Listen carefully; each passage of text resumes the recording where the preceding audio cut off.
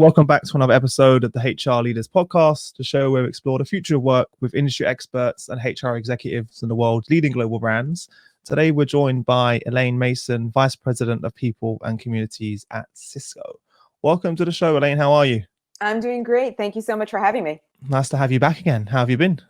I've been really well in COVID land. As you can see, I'm in my new office, which looks a lot like a bedroom because that's what it is.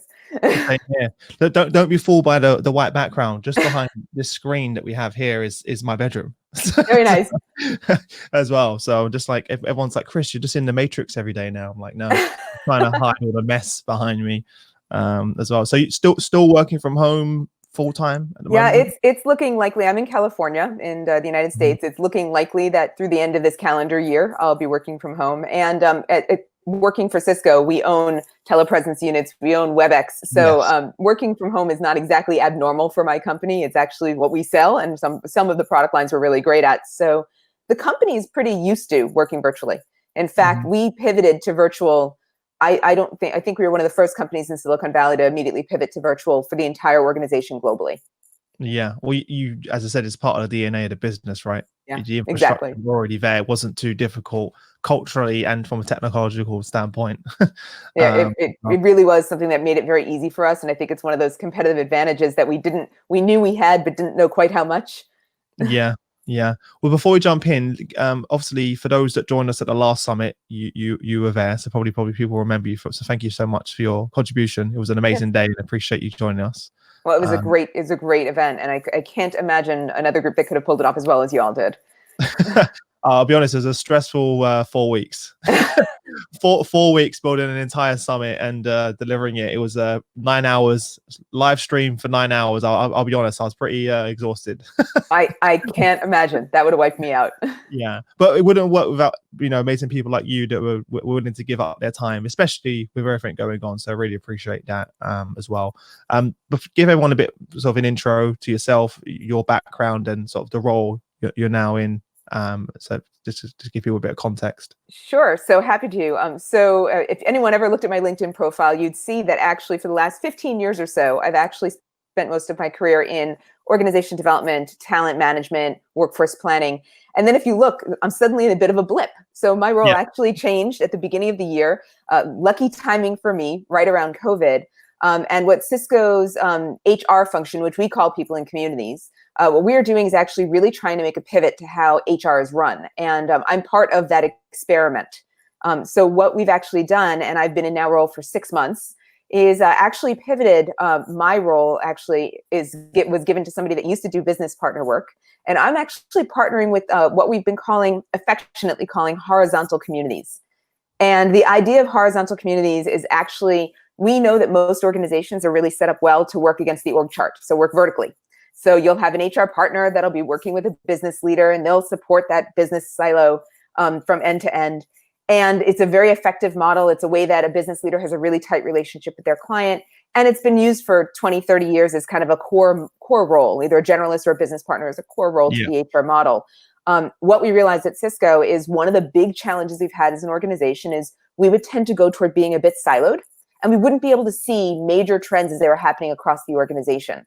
And so the experiment, starting with me and then my small team that I talked about and we ended up agreeing to with my head of my chief people officer, was the idea of what would it be like to be a partner to those organizations that run horizontal against the org chart.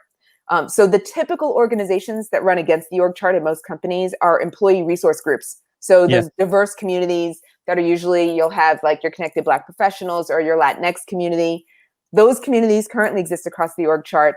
But what about communities like senior technical talent or new leaders, or one that we've been talking about right now is the phrase I've been using is the missing middle. Those people that are leaders of leaders, but they're not at the top of your organization. What happens if you organize them as a community, manage them as a community, invest in them that way, and give them the opportunity to create business impact across? So that's the grand experiment. Now, just to make the correlation between my old world and this job, I look at this as a workforce planning experiment where it's a new way of segmenting the talent. So you can think of it as critical talent pools, and then ultimately managing those talent pools. But what we're trying to do is see, can we run HR horizontally to be able to help the organization from an enterprise level And the big question is, if we can run HR that way, and if you think of HR running like a business, can you rethink the company? And can you actually flatten an organization and shift an organization from vertical to horizontal? And that question, we're trying to find ourselves, if you think about the continuum of hierarchy to holacracy, we're trying to figure out like where on that continuum can Cisco fall. So that's the grand experiment, and I could go in much more detail on it, but that's the driver behind it, and what has been my craziness for the last 6 months. Yeah. Where did this come from? Where did this first come up in the team? You know, what drove this decision? Yeah, we initially? were looking at a trend that we were seeing across the organization of, for individual projects, we were very effective at gathering people, and this is not just in HR, but across the org. We were very effective at gathering the right people across the organization for high intensity individual projects for a short period of time. So we're releasing a brand new set of technology. We would be able to gather the right sales and services folks, the right engineers, and really run them across. But the minute the product would go live, that ability to work across wouldn't sustain, and groups would go back into their groups.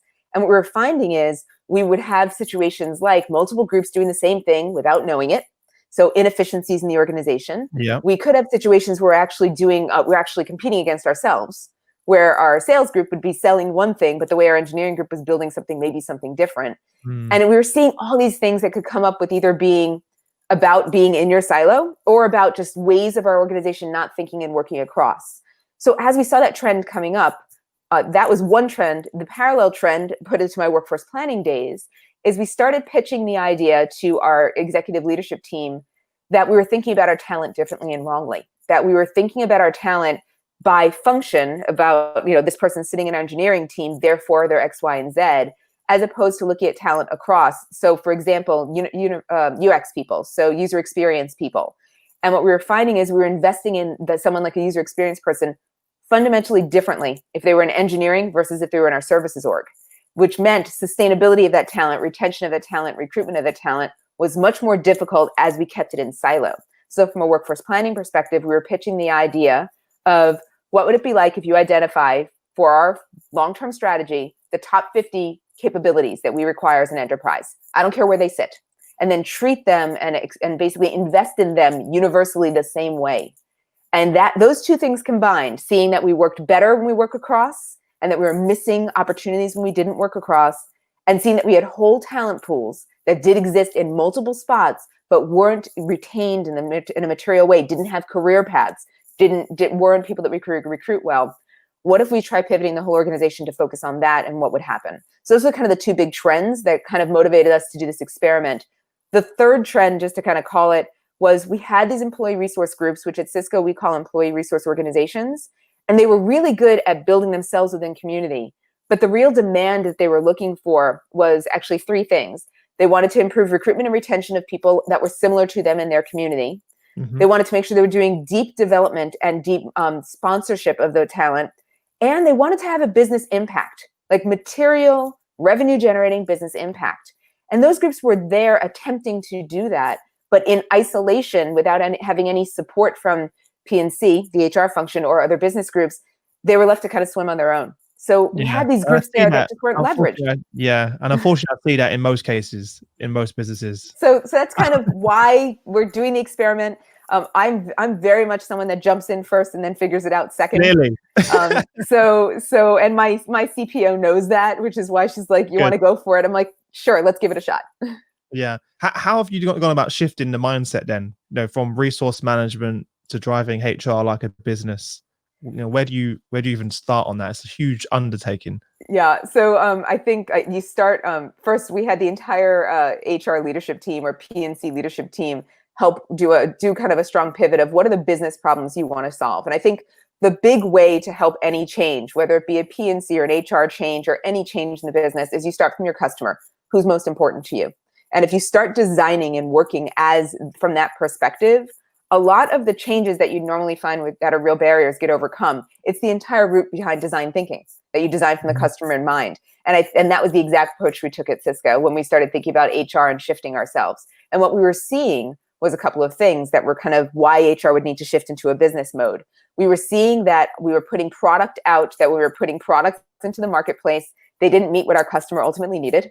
That it was like really great academic, exactly what the brainy people that are doing organization effectiveness would say you need, but it wasn't what our customers said they needed. So we had this kind of gap between customer and product. We had efficiency plays that we were missing, that we'd have in some of our areas. We'd have operations groups that were redundant across the entire organization or duplicative for those people that are not in the UK, across the organization. And then what we were also seeing was ultimately that our business partners were trying to do jack of all trades. They were trying to be every single thing. So there was no scale that you could get out of them. So the business partner group was always suffocating for more people, or starving for more people, I should say. And because they were trying to get connected to their business, be very tight with their business, and it just didn't create any efficiency for us.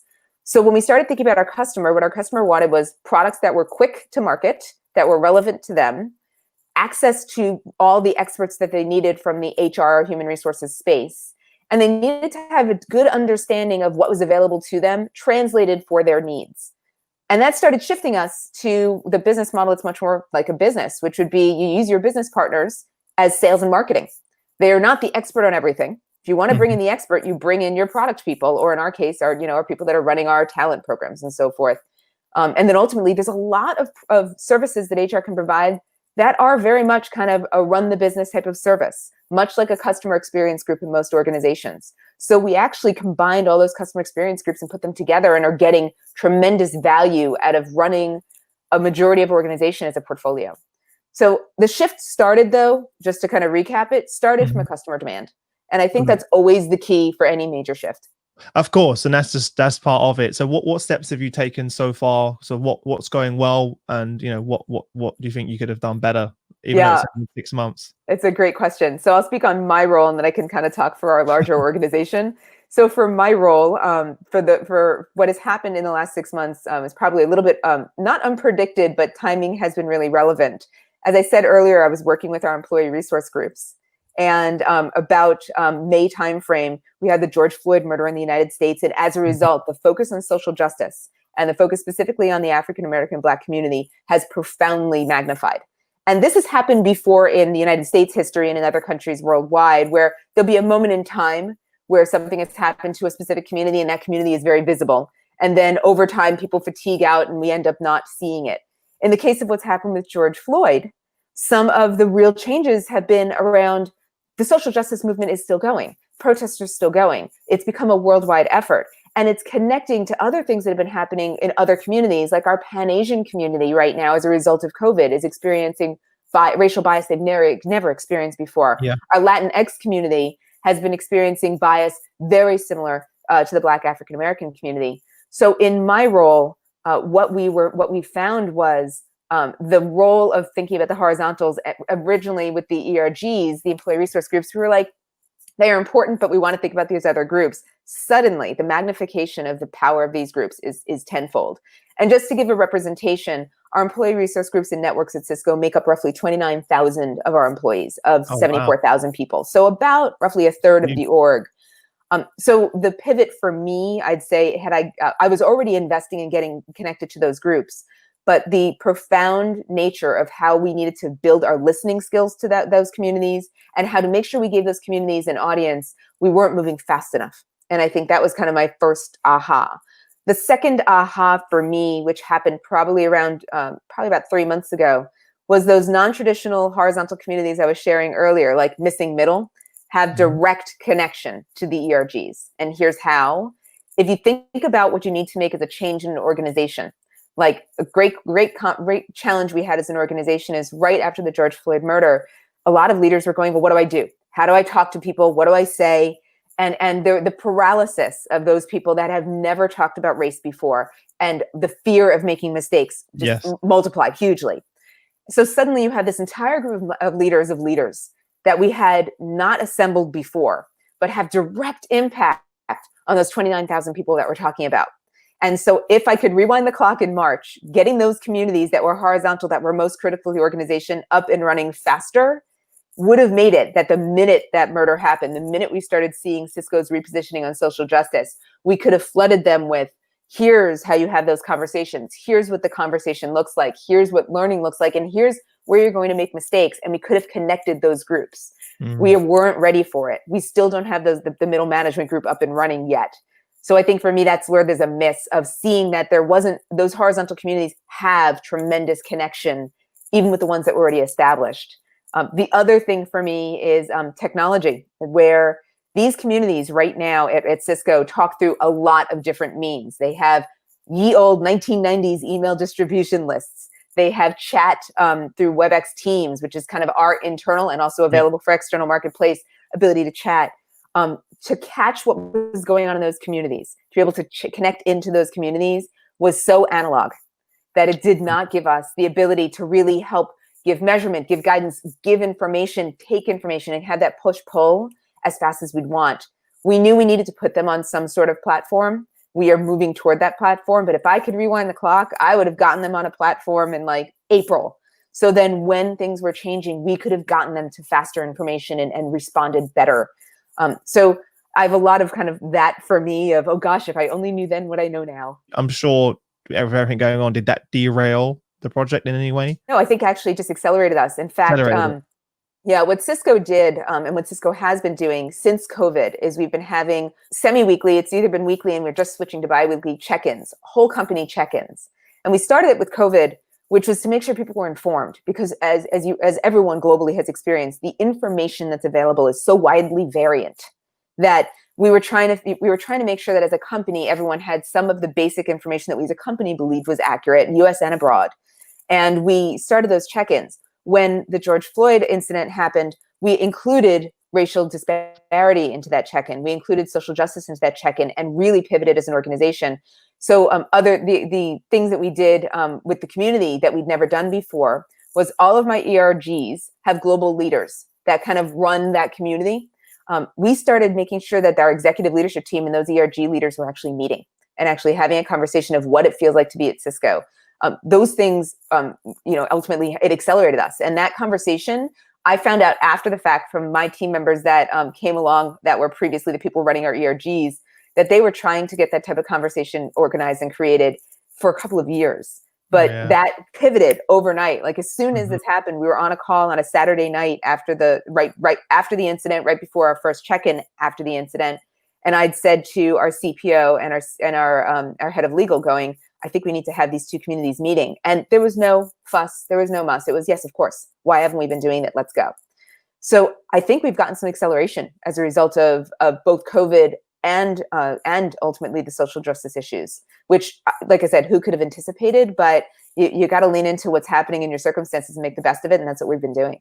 In terms of the roles now, from sort of the business partner role, to how you shifting from sort of business partner to customer success, from reporting to support to intelligence, what does that look like? Because it's a huge shift.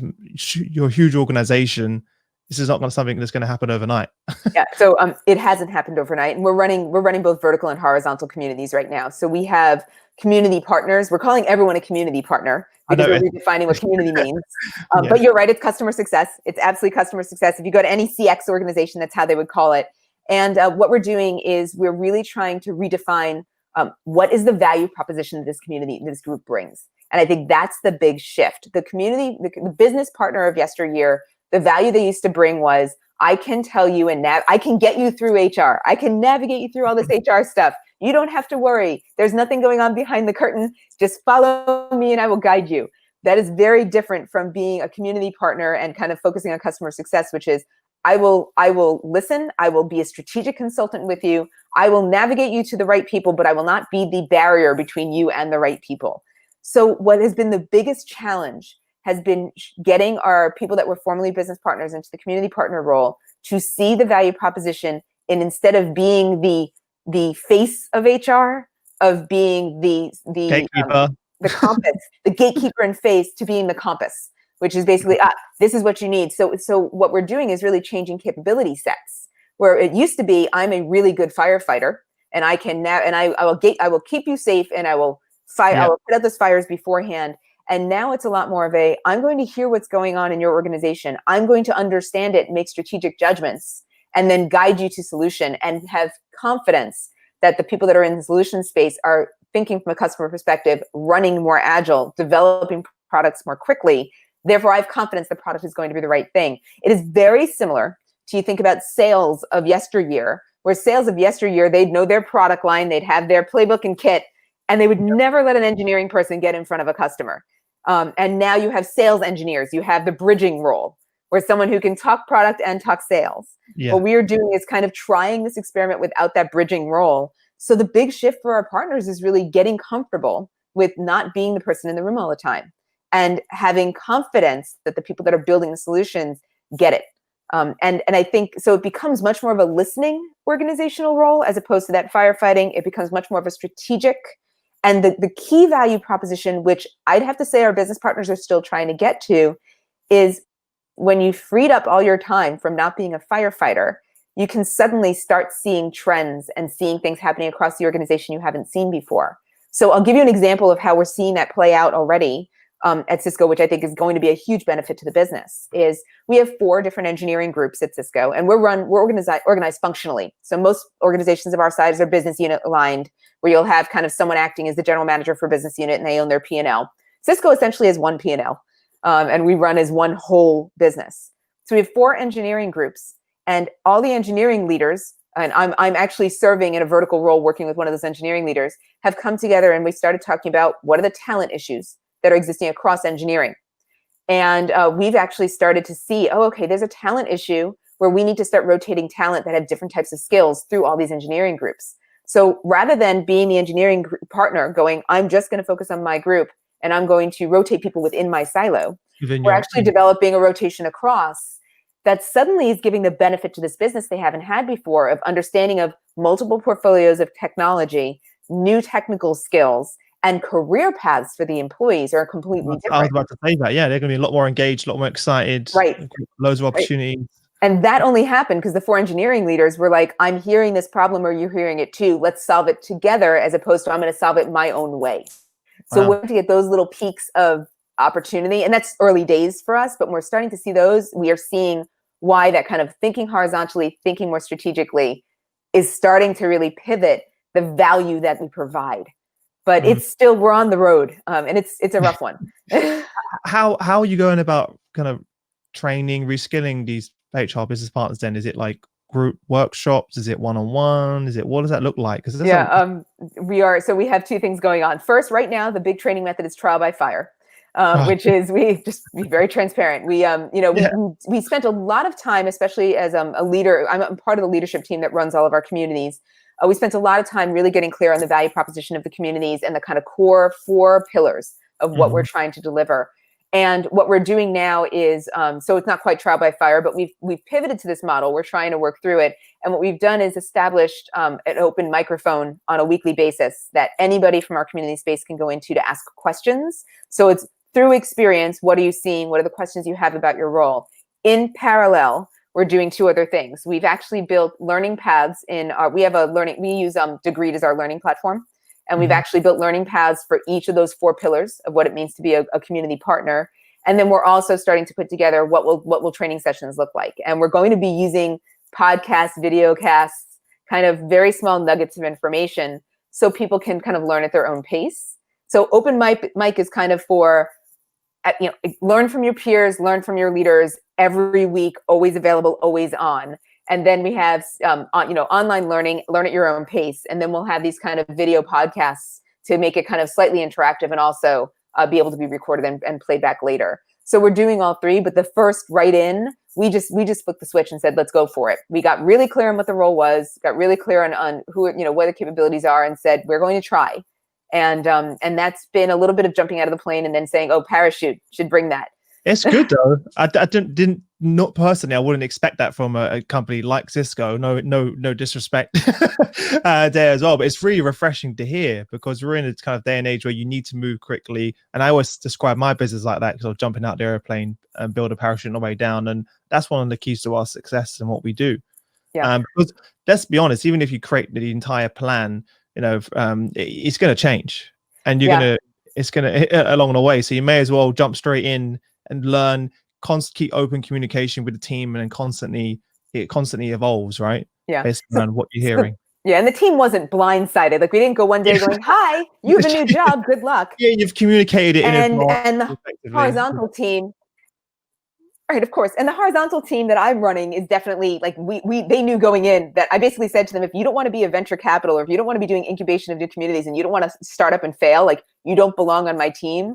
In fact, when I was screening people to come into my team, I basically said, if you are not a fan of gray space, you do not belong here. Like go to a place where they script.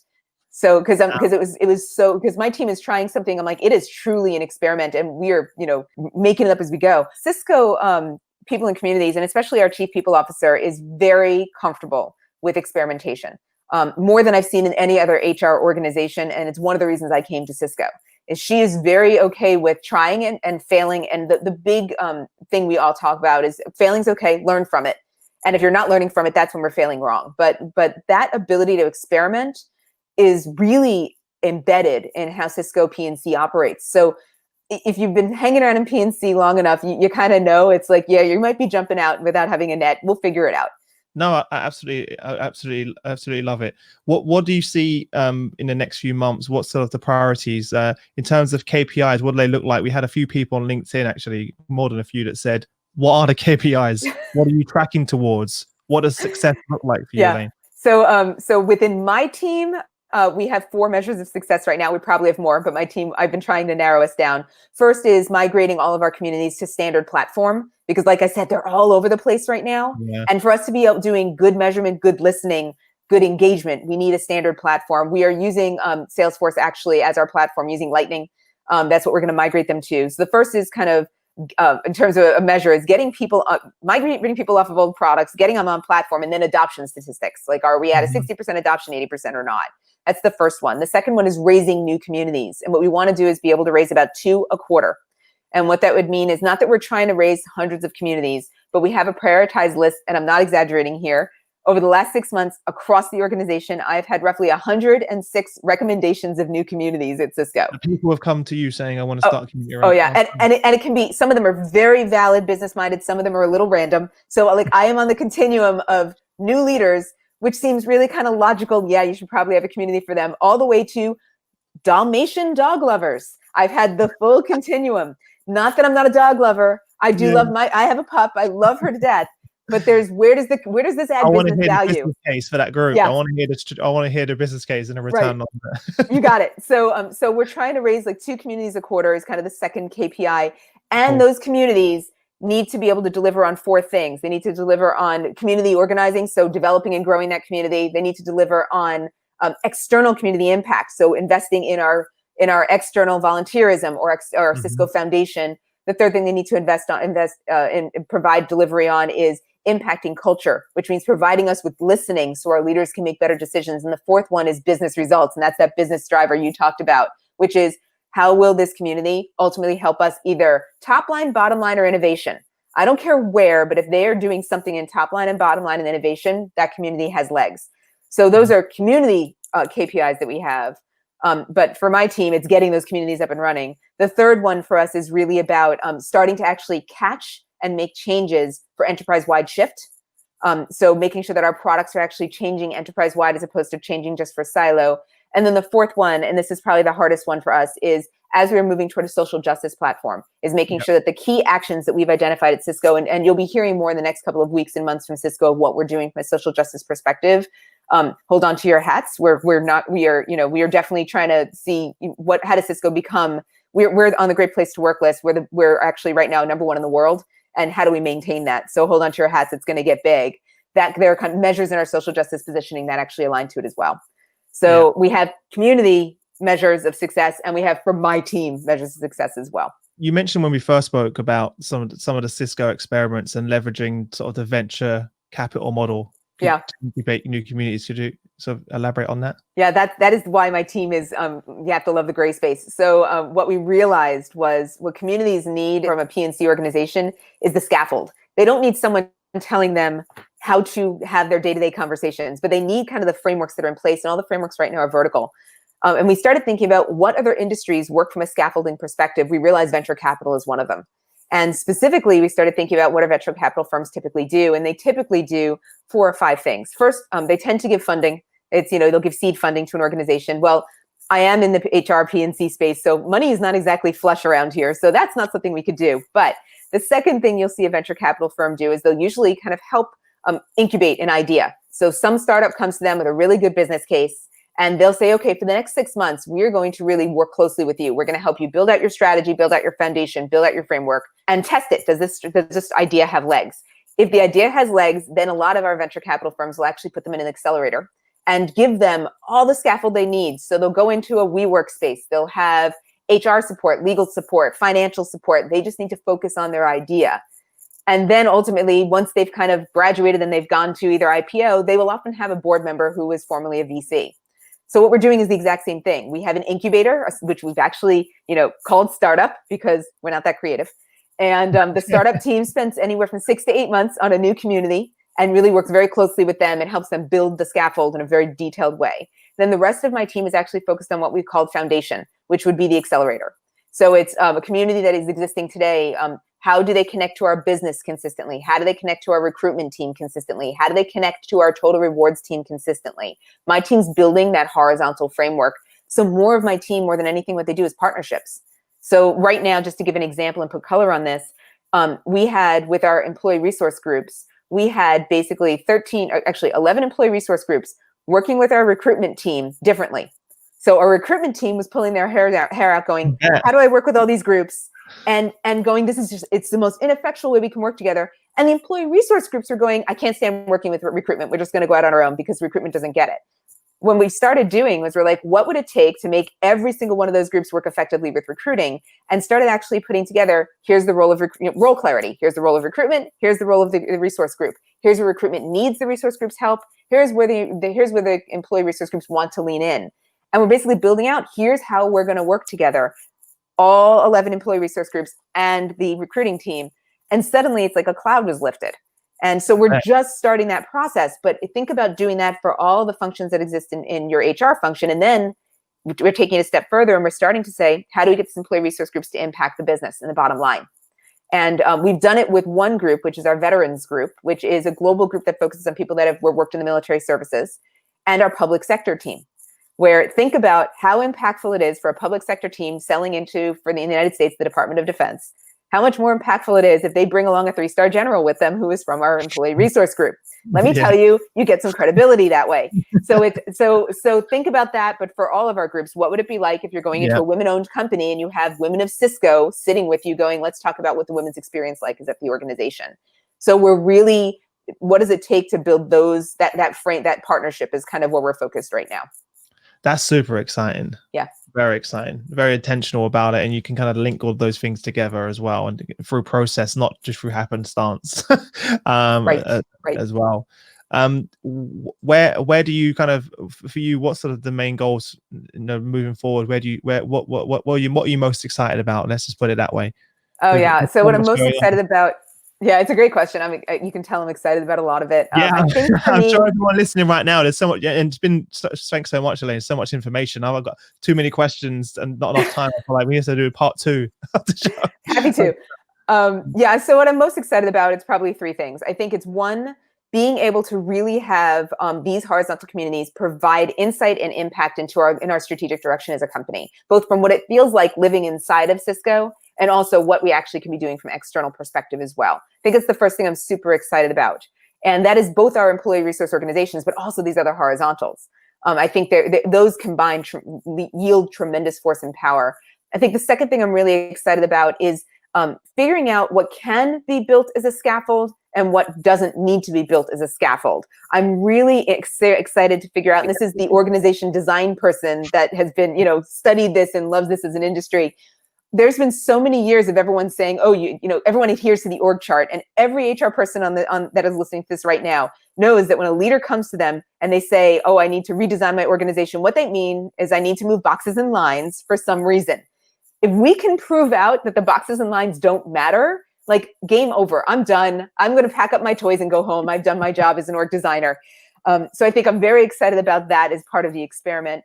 And the third thing I think that I'm most excited about is if we do get this right, how will that fundamentally change the way Cisco operates? Like, can we actually see in the future? Cisco is one of those companies where 35 plus years in the tech sector. So we are considered, we've transformed a number of times. You talk about us 10 years ago, we were a hardware company. Now we're a networking company. Our revenues changed completely. All that being said, though, no one looks at us as new kid on the block. And if we can fundamentally change the way Cisco operates, I think we can end up doing something that's a significant reboot. And I know it sounds bizarre to say that a reboot for the enterprise could come from P&C or come from HR, but I'm delusional enough to think that it can.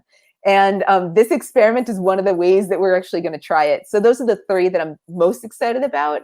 But I'm also just excited about where we're going to fail and what are we going to learn from that too. And I can't predict those yet, but it's coming, I'm sure. Well, look, I think everyone can tell why you took up this new role and why your CPO thought you would be a good fit. Couldn't think of anyone else better to be in the role than you. And it's a really exciting opportunity. And I'm so excited you came on the show to talk about it, because there's not many other organizational leaders that I'm speaking to that are actually doing anything along these lines as well. Especially during COVID. Especially during. Were there any companies that you looked at and saw that they're doing this really well? Because I don't know of any, and I speak to HR leaders every single day. So there's some similarity between what we're doing, and I do mean similarity between what we're doing in some of the big 5 consulting firms. Some similarity in that space where they're changing the HR business. Where it's coming up is where people are shifting away from the 1990 kind of model. Has largely been in the HR business partner space, but they're just trying to figure out how do we open the aperture on it wider. You'll see it places like Accenture, they're doing it a bit. Qantas Airlines actually has done some experiments in that space as well. But this whole kind of real pivot toward horizontal and using Cisco's HR function as a sandbox, that is kind of, it's not quite breaking glass, but it's certainly, we're shaking things up. Yeah. What do you think the impact's going to be for companies that don't do this?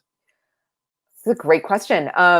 I don't think it's going to be a one-size-fits-all. And I think that was actually one of the biggest challenges and mistakes we've made as an HR industry. And you and I, before the call, started talking about David Ulrich, that he's been attributed to a structure, which I feel horrible for him because I think he's been way past it. But we've all kind of adhered to this structure from 20 years ago that he had proposed, not even as a structure. Some companies are going to stick in that place and they're perfectly fine. It's all what they want to get out of their P&C or their HR function. And so I don't think this is going to transform the industry. But I do think for those industries where they've been struggling with making products that come to market that are more meaningful, really being good at employee listening, really being customer centric, those companies where they've been looking at their HR function going, I wish we had that, this could end up setting the stage. But that's not everybody. And I wouldn't expect it to be. And what I'm hoping this results in is higher variation of what HR looks like in organizations. Amazing. Well, let's just stop it there. Otherwise, we're going to keep going for another hour, Elaine. before we wrap up with this sort of one parting piece of guidance to everyone, what would that be? And then where's the best place for everyone to reach out to you if they want to connect with you and say hello? Oh, well, thanks for that. I'm so happy to have anyone reach out and say hello. For me, I'd say one of the biggest things that I would suggest is focus on the customer centricity. Anytime you're making choices in your HR space, what would your customers say about this? And the logic behind it that I often use with my team, and this comes to that HR as a business mindset, is they can buy this from the outside. Why are they going to want to buy it from the inside? So if you can kind of keep that in your head, that helps make a lot of your decision making a heck of a lot easier. That's the one thing I'd say. And then connecting with me, easiest is LinkedIn.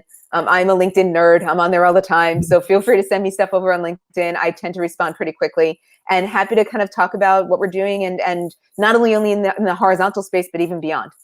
Amazing. Well, thanks again, Elaine. I really appreciate it. And I look forward to catching up for part 2. Thanks, We'll Chris. do like Thanks 6 months from now, we'll do like part 2 and we'll see where you are then, and we'll catch up. And also thanks to everyone who tuned in on LinkedIn. It's great to have you all with us. But apart from that, Elaine, enjoy the rest of your day, and I'll see you again soon. Okay. Sounds great. Thanks so much, Chris. Bye. Bye.